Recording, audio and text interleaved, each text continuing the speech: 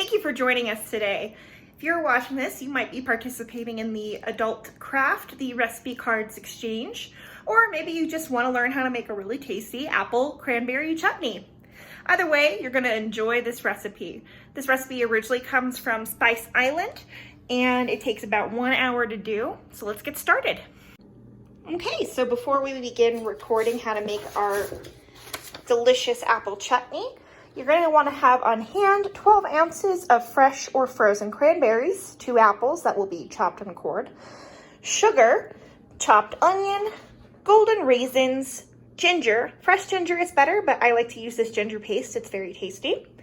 Garlic, again, fresh is better, but I'm going to use this.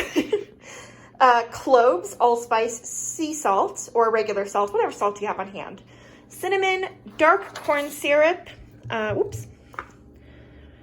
apple cider, and crushed pecans.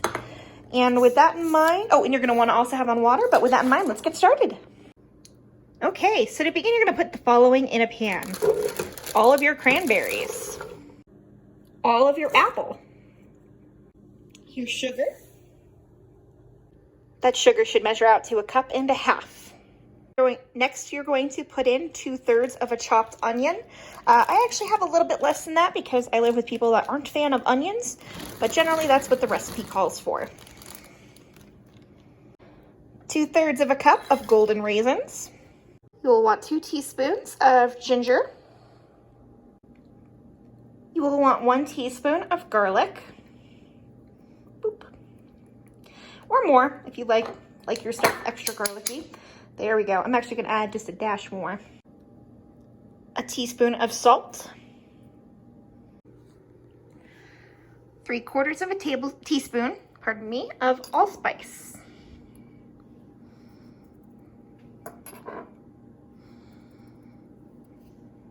A 1/4 of a teaspoon of cinnamon.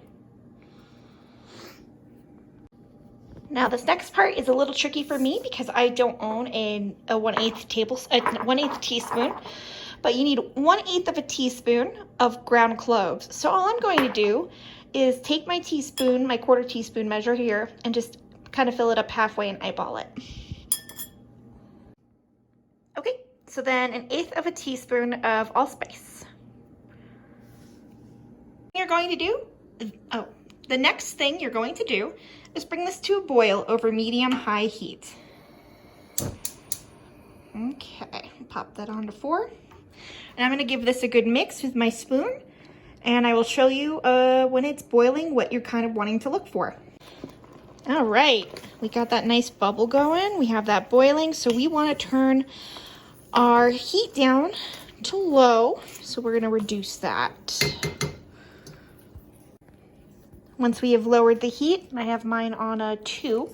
We're going to cover this and set a timer for 15 minutes, stirring very occasionally. We don't want to lift that top too much, okay? So let me go get my top and we'll be good to go. Okay, it's been 15 minutes.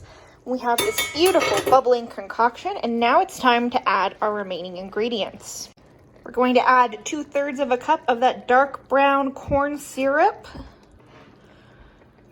Might take a moment. Then we're going to add 1/3 of a cup of apple cider vinegar and all of our crushed pecans. And with that, we're going to stir.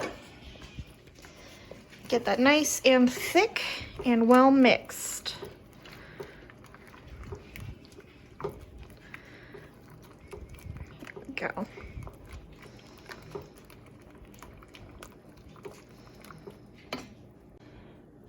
We're going to set our timer again for 15 minutes.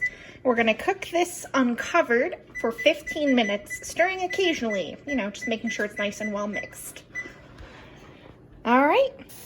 After 15 minutes, you should have this lovely boiling mixture here.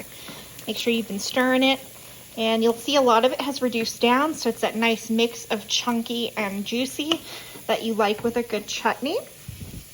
This can be served with turkey, with ham as a side on its own, and it makes for delicious leftovers.